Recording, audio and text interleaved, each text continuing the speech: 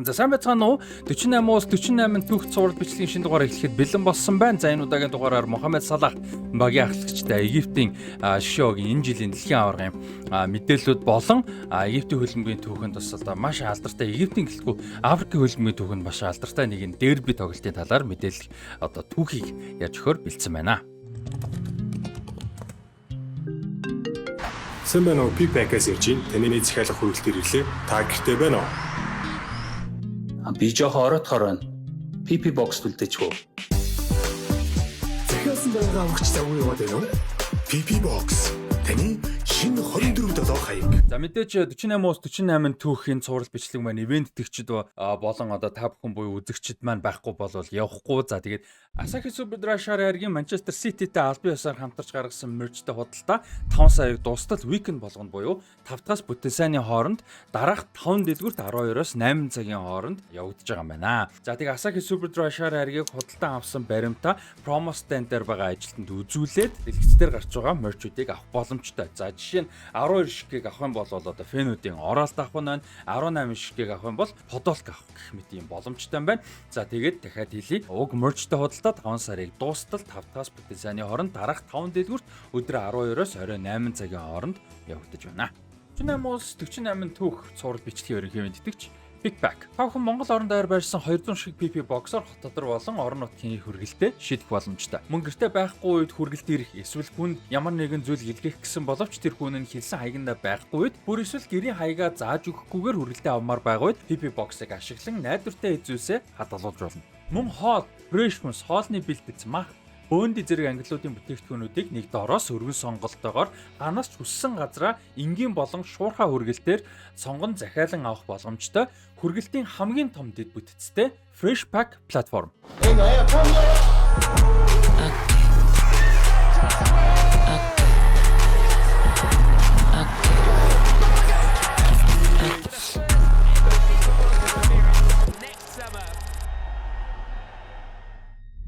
За 2014 онд BBC-гээс бол одоо бидний мэдих дэлхийн хамгийн шилдэг 5 дерби тоглолтыг бол онцолж бол дурдсан байдаг юм байлээ. За тэрэнд бол Ираны Техраны Persepolis болон Esteghlal нар орсон. За Италийн Genoa хотын одоо Genoa Sampdoriaгийн дерби, за Энэтхэгийн Калкутагийн Mohun Bagan болон Zoom Bengal-ийн дерби, за Бразилийн Rio de Janeiro хотын Flamengo болон Vasco da Gama багуудын дерби, за тэгээд Египтийн Кайро хотын Al Ahly болон Zamalek багуудын дерби гэж онцолж дурдсан байдаг юм байна. За алдарт 442 хөлбөмбөгийн сэтгүүлдээр дэлхийн хамгийн том 30 дерби тоглолтын одоо жагсаалтыг гаргахад бол 8 дээр энэ дербиг бол онцолсон байдаг юм байлээ. Al Ahly болон Zamalek багуудын одоо Кайрын дербиг. За тэгээ энэ дербиг тодорхойлохдоо дэлхийн хамгийн эмх замбараагүй хотыг ямар ч хөдөлгөөнгүй болгодог цорын ганц зүйл гэж одоо тодорхойлсон байдаг нь маш сонирхолтой. За Al Ahly болон одоо Zamalek хоёрын өрсөлдөөн бол одоо зөвхөн хөлбөмбөгөөр бол тодорхойлогддог. За энэ бол одоо классын ялгаа, босогчд болон одоо аристократууд, за тэгээд одоо гудамж буюу одоо юу гэдгийг ард иргэд гэсэн төлөөлөл болон одоо ордон харш аристократууд гэдэг шиг одоо хөрөнгөтөнгүүт гэдэг энэ өрсөлдөөн их гол төлөөлөл тэр үдийг яг үнэндээ. За анх бол одоо яг Британий колоничлын үеийн Кайро, Египтээс бол эхэллээ.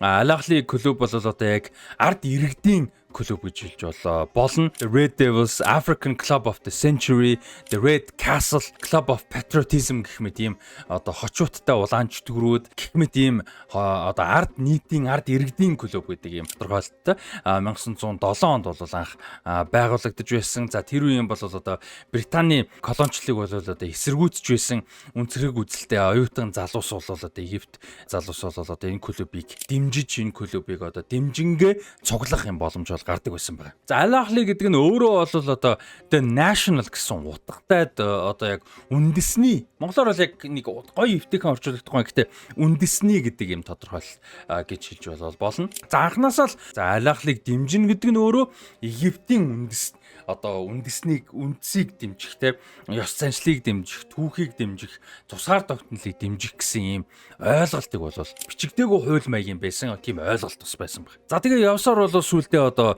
тэмцлийн бэлэг тэмдэг, тэмцлийн төлөөлөл болж гисэн алахлыг дэмжих нь. За тэгээд юуны одоо алахлыгийн фэнүүд бол нөгөө гол өсөлдөгч болох Замалекийн фэнүүдийг бол янз бүрээр одоо доо ялдаг баг. Тэгээ одоо хагас британчууд байдаг байсан. Та нар бол одоо британчуудад одоо тоогдоогүй хүмүүсээ гэж бас одоо яадаг нэрлдэг, дууддаг, доромжилдаг. За тэгээд одоо ийм жижигхэн одоо заваан байшингууд гэсэн юм олон байшин гэсэн юм утгатай шүү дээ гэж одоо Замалекига хүртэл одоо тэр үгийг нь бол одоо доо ялдаг юм байна. За тэгээд Алахли болон Замалек гэсэн улс төрийн хоёр нам байгаа юм шиг бол одоо ийм хэмжээнд бол өсөлдөж хуваагддаг байгаа.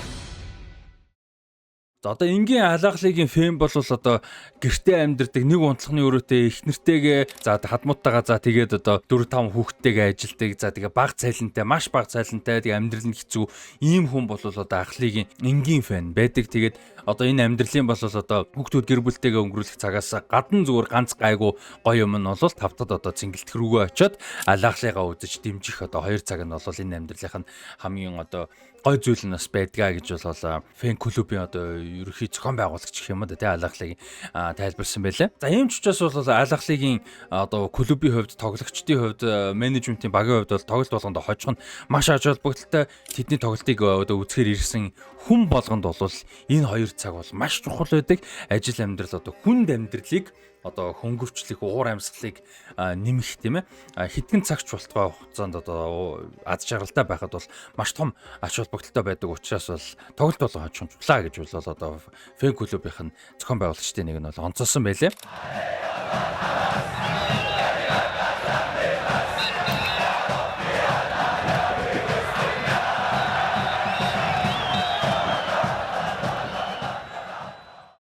За Замалекийн хувьд бол одоо Royal Club буюу одоо эзэн хааны, хаадын одоо аристократуудын клуб гэж бол ерөөхдөө нэрлэж болно. За одоо White Knight, Conqueror of the Foreigners Center гэсэн юм хочиг бол авдаг цагаан бааtruуд гэсэн ийм одоо хочтой тий. 1911 онд анх байгуулагдчихсан Castle El Nile Club гэдэг нэртэй байгуулагдчихсан. Дараа нь Mixed Club гэдэг нэртэй болсон. За дараа нь гадаадуудыг ерөөхдөө явуулсны дараагаар бол одоо Замалек гэдэг нэртэй болсон юм бэлээ. За Farouk гэж хаан одоо засалж явах үед бол одоо Farouk Club гэж хүртэл одоо хүмүүс дууддаг болсон юм байлээ.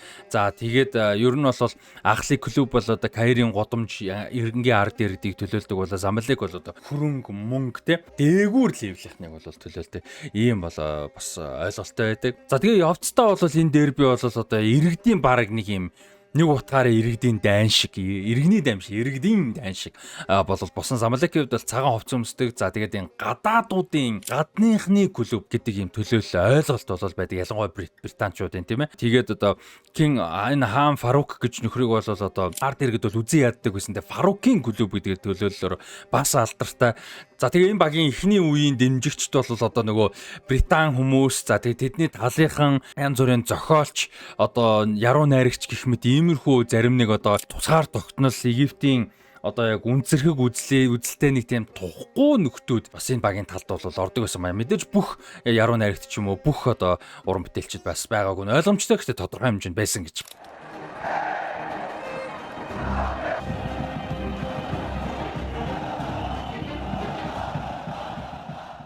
За Замалек клубын хуучин домог мөн Египтийн шгшээ огтоос тоглож ирсэн 80-90-ад онд Замалек тоглож ирсэн. Эйман Юнис бас ярилцлагатаа бол тэгж хийсэн байдаг лээ. Цэнгэлт рүү явахдаа бол би одоо машингүй явдаг байсан. Тэгэхгүй бол одоо Ахлыгийн фэнүүд бол бүх юмыг эвддэгэ гэж бол ярьсан байлаа. Тэг Египтийн телевизээр одоо бол одоо аналист пүндит хүрээнд бол одоо ажилдаг. За тэгээд яг 80-90-ад онд бол одоо Кайрогийн дербид бол олон тоглолтод бол бас оролцож байсан. Тэг одоо хүртэл Ал Ахлыгийн фэнүүд бол түүнийг зүгээр болдоггүй гэж. Тэгээд тоглолдог байхдаа бол одоо айгүй олон удаа Ах лигийн фэнүүдтэй асуудалд бол орж исэн. 1990 онд би миний одоо BMW машиныг хажуулалт нь бол одоо Ах ли фэнс гэдэг ингээд тэмдэглээд зураад бүр бодоо олгочихсон байсан. Тэгээд тэр нь одоо би 2 тэгээр хожигдсны манайх одоо хожигдсны дараа шүү дээ гэж байгаа. Тэгээд гол асуудал нь яасан бэ гэхээр тэр одоо үйлрэлт өмнөх тоглолтод нь бол одоо би Ах лигийн эсрэг гол оруулсан байсан. Тэрэнд одоо намайг шийтгэж ингэж бол машиныг маань бодоо олгож ийсэн. За тэгээд тэр бол одоо бүр юу ч бишээ. Тэгээд нэг удаа бол фэнүүд бол одоо манай гэрийн гадаа ирж одоо гэрлөө маань халтсан. Тэгээд би цагтаа хүртэл одоо дуудсан. Тэгээд 50000 орчим Ах лигийн фэнүүд бол манай гудамжинд ирээд одоо манай гэр бүл миний ихнэр хүүхдүүдийг айлгаж одоо манай гэрлөө юм шидэж бодвол халдаж байсан гэж бол Египтийн шгшөг тоглож байсан. Айман Юнис бас ярилцлага өгч байсан байт юм байлаа.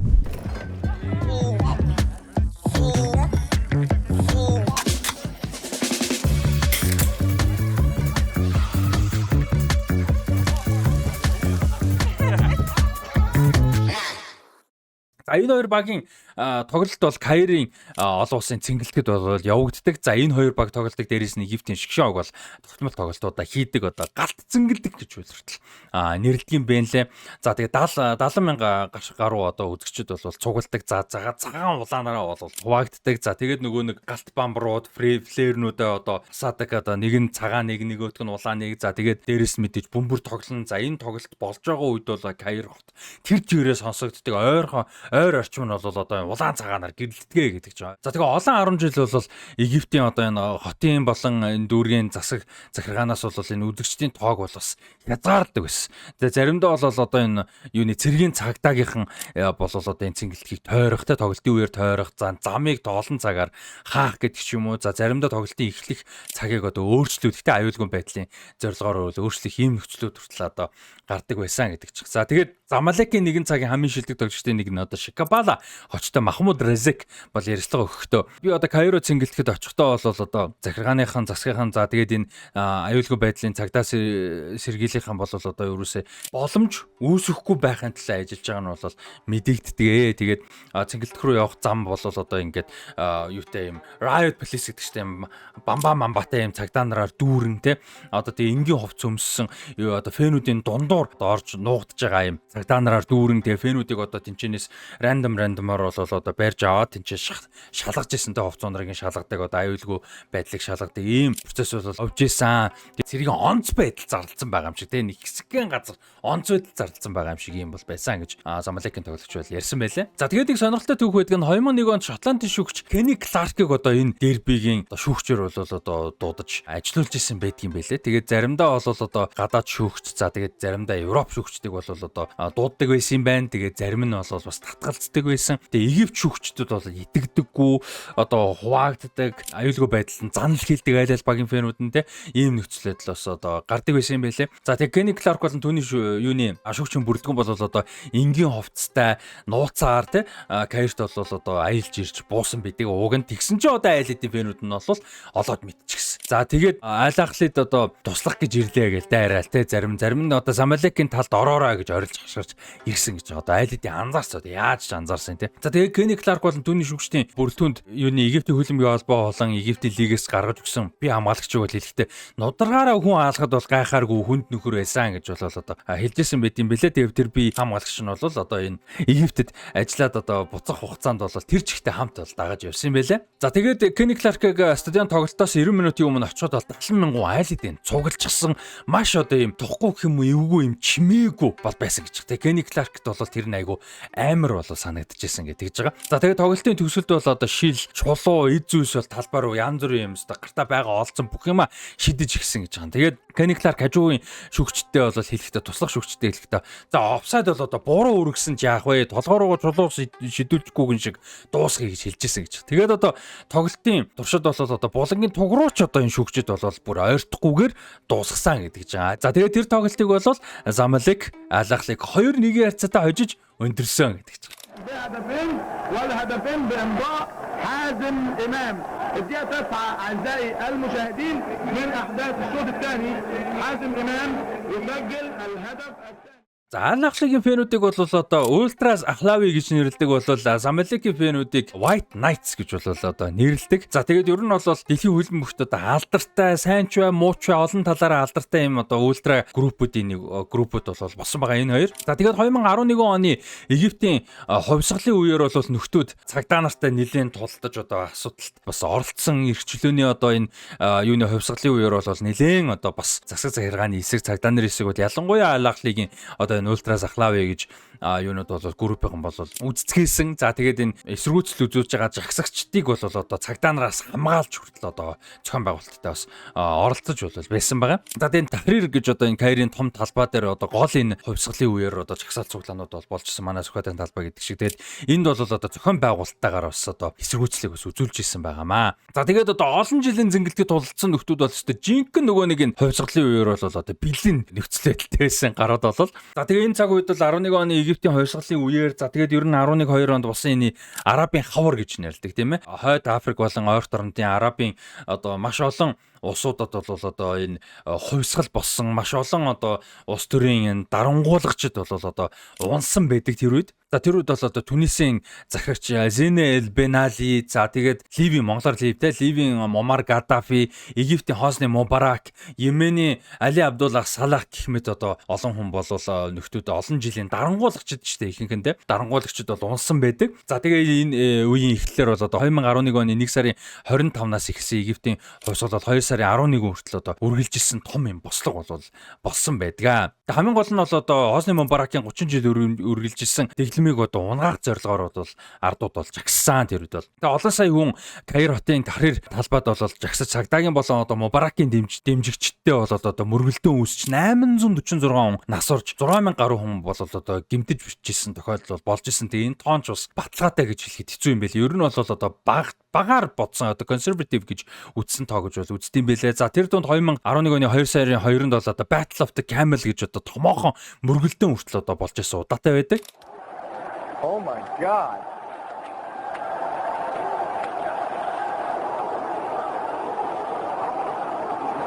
There's a guy on a camel. Forward. In terms of weapons, they have knives, there are clubs, there's a big roar now from the crowd. Oh, look at this, this is really bad. This is going to get ugly.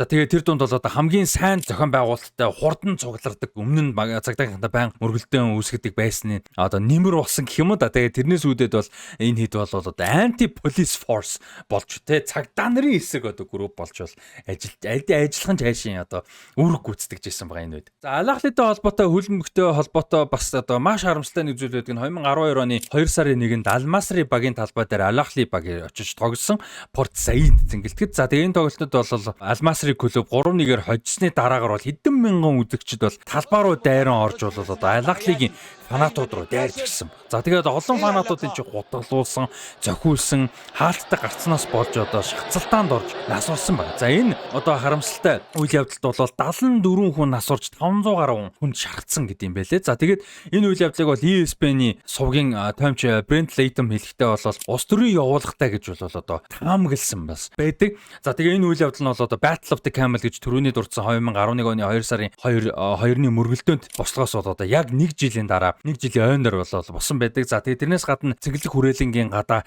нэгжлэг тасбарын шалгалт бол хийгээгүй, гэрэлтүүлэг тодорхой хэмжээнд унтарсан, талбайн хаалгыг бол одоо гагнсан зэрэг одоо ийм зохион байгуулалтад үйлдэлсэн байж болзошгүй олон байрамт бол дараа нь тэр үтэн ч гэсэн бас илэрсэн байт юм бэлээ. За тэр үеийн Al-Ahly клубын тасалжуулагч Хосе хэлэхдээ бол одоо энэ одоо үйл явдал бол зохион байгуулалттай байсан. Тэгээд цэнгэлгийн хойд хэсэгт бол одоо англиар we are going to kill you all гэж бид нар та бүхний бүгдийг чинь одоо хөнөөнөө гэсэн юм юу болвол слоган бол ураа слоган бол бичсэн байсан гэж бол хэлсэн. Тэгээд тэрийг бол одоо зөвхөн одоо баг руу биш одоо бидэн лөө бас чиглэсэн байх боломжтой. Бидэн лөө болон олон улсын хэвлэл мэдээллийнхэн лөө бас чиглэсэн байх магадaltaй гэж бол таамаглаж бол хэлсэн байсан. За тэгээд цагдаа нар бол энэ ч одоо бусад фэнүүдийг оруулахыг хорихын оронд аюулгүй байдлыг одоо хангахын оронд бол зүгээр сууцгааж ийсэн тий. Тэр талбараа орж ирсэн олон мянган фанатуудыг зогсоох бол ямар ч үйлдэл хийгээгүй гэж бол энэ дасгалжуулагч бол хэлжсэн байт юм байлээ. За тэгээ өөрийг нь бол одоо энэ VIP өрөө рүү авч бол явсан аюулгүй байдлыг нь хангах гэж бол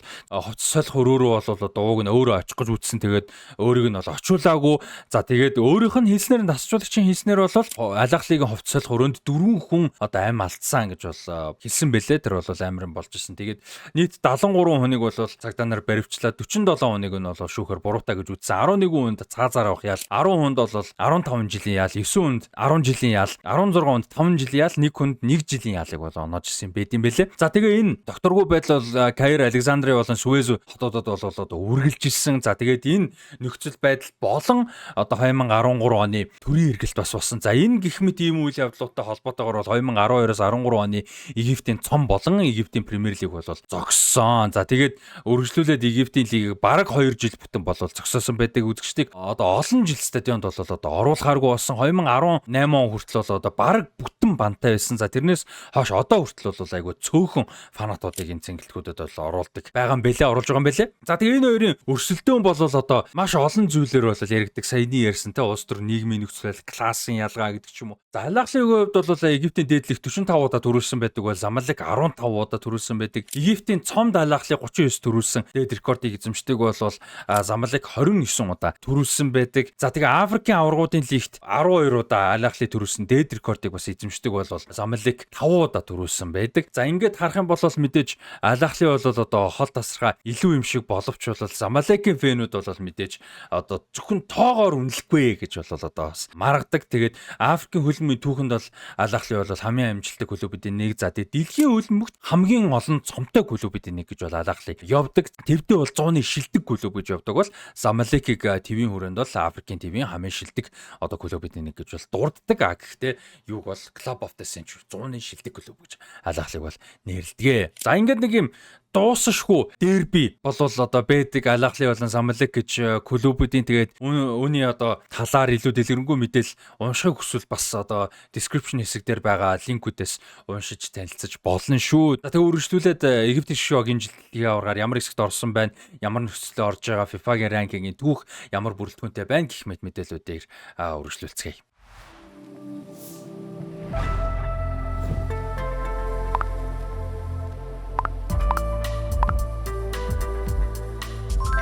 $60,000-аас дээш хүргэлт үнэгүй 100 болон 200,000-аас дээш худалдаа авалтанд бэлэгтэй. Freshpack.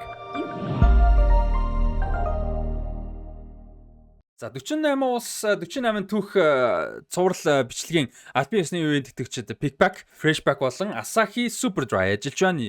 Ерөнхий ивент тэтгэгчтэй баярлалаа. За энэ жил Египтийн шгшөөг бол дэлхийн аварга шалралт тэмцээнд 4 удаага бол орж байгаа. За өмнө нь бол 1934 онд дэлхийн аварга шалралт тэмцээнд орсон анхны Африк Арабын баг бол болж ирсэн. За тэгээд 1990 онд Италид тусан дэлхийн аварга, 2018 оны Орос тусан дэлхийн аваргт бол одоо мөн орж ирсэн. За ингээд 4 удаага бол дэлхийн аварга шалралт тэмцээнд оролцсон байна. За тэгээ түүхэндээ бол нэг ч хожил бол авч байгаагүй 2 удаа тэнцээ бол авч ирсэн. Тэр 1990 онд бол байсан. За тэгээ дэлхийн аваргын түүхэндээ бол нийт 5 голыг оруулж ирсэн бол 12 голыг бол алдаж байсан байдаг. За Египтийн шгшөөгийг бол The Pharaohs гэж бол одоо хочилдог. За тэгээ мэдээж ойлгомжтой энэ бол одоо фараонууд гэж хэлж болох. Ийм бол одоо хочтой. За FIFA ранкингаар бол одоо түүхэндээ хамгийн дээдлэлт нь 9-т хүрж исэн байт юм бэлээ. 2010 оны их үеэр бол нэлээд удаан бол явсан 9-т бол. За хамгийн доордоо бол одоо 75 руу унжсэн. За тэр нь 2013 оны 2 сард бүр 75 руу унсан. Тэгэхээр маш богино хугацаанд айгүй дээрээс айгүй доош унжсан байгаа. За одоогор бол 29-т болж агсж байгаа. 4 сарын одоо шинжилсэн ранкингаар бол 29-д жагсаж байгаа юм байлээ. За дэлхийн аваргаар орсон 5 голын 2-ыг нь бол Мохаммед Салах бол оруулж исэн байдаг. Тэгээд дэлхийн аваргаараа хамгийн олон гол орсон тоглогч нь Мохаммед Салах байгаа. За энэ жил бол одоо G хэсэгт орсон байгаа. За G хэсэгт бол одоо зааж байгаа энэ жин Бельгийн шгшөөгтэй. За мэдээж Египт өөрөө энэ чинь. За Иран болон Шинэ Зеланд гэсэн шгшөөгүүдтэй нэг хэсэгт орсон байгаа. За Бельгийн шгшөөгтэй өмнө нь бол 3 удаа уучлаарай 4 удаа бол тоглож исэн байдаг. Тэг сонирхолтой нь Бельгийн шгшөөгийг 3 бол хожиж исэн байдаг юм байлээ. Энэ 4 тоглолтод дөрүлээ нөхсөг тоглолт байсан.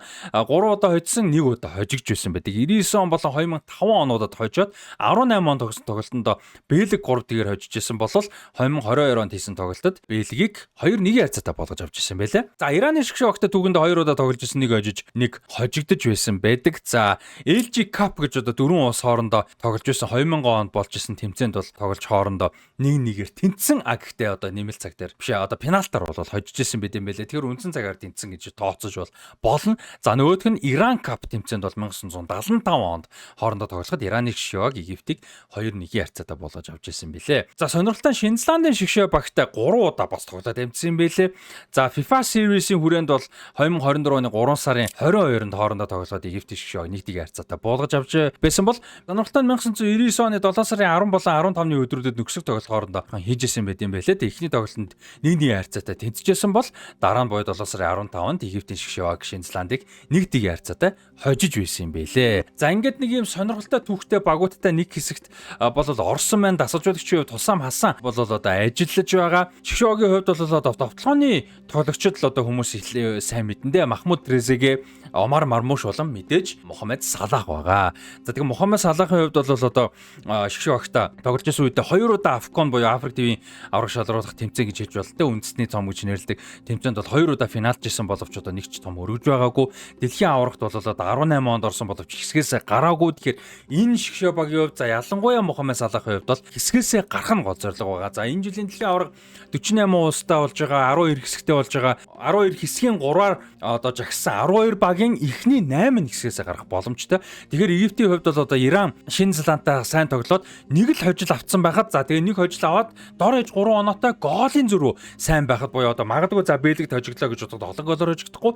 Иран, Шинзланд хоёроос 4 юм уу 3 оноо аваад голын зөрүү нэмэгтэй ч юм уу те. Ийм байхад л одоо хэсгээс гарчих магадлал бол маш өндөр болж байгаа. Тэгэхээр түүхэн дагуудаа хэсгээс гарах магадлал маш өндөр байна гэсэн үг. Тэгээ ер нь Иран гэлтгүү, Египт гэлтгүү маш олон улсууд бол ер нь л хожилтой багууд за хожилтой тэгээ нөгөө хоёр тоглолтонд олон гол алдахгүй ийм багууд бол хэсгээс гарах магадлал маш өндөр болж байгаа гэсэн үг. За тэгээд одоо фараонуудын шгшөөг бол одоо дуудагдсан байгаа. Таад одоо дэлгэцэн дээр бол харж ийн эцсийн байдлаар бүрэлдэхүүн дуудагдсан байгаа. Тэгээ гол тоглогчид нь бол мэдээж одоо Махмуд Трезеге, Омар Мармуш болон Мохаммед Салах нар байгаа. За тэгээ ерөнхий винтэгчээр ажиллаж байгаа Питбак болон Фришбакийн хамт олондоо за тэгээд 10 дугаарын хугацаанд ерөнхий винтэгчээр хамтран ажилласан Asahi Superdry хамт олондоо маш их баярлалаа. 5 сарын хугацаанд Манчестер Сититэй одоо хамтарсан маш гоё мерчүүдтэй худалдаа бол одоо явагдсан байгаа. Тэгээд яг энэ бичлэгийг хийж байгаа уикендэр бол дуусч байна. За тэгээд цааш ажилтанд бас амжилт хүсье гэж хэлмээр байна. Тэгээд хамтран ажилласан Asahi Superdry хамт олондоо маш их баярлалаа. Та бүхэн маань Asahi Superdry-ыг хууж Манчестер Ситигээ тоглолтог үзээрэй. Тэгээд Манчестер Сити гэтгүү дэлхийн аваргаа бас үзцгээгээрэй. За тэгээ өнөөдрийн дугаар энэ үрээд өндөрлж байна. Хамтаасан бүгдээр нь баярлалаа. Дараагийн дугаараар Америкийн нэгдсэн улсын хөлбөмбөгтэй холбоотой нэгэн сонирхолтой түүх байгаа.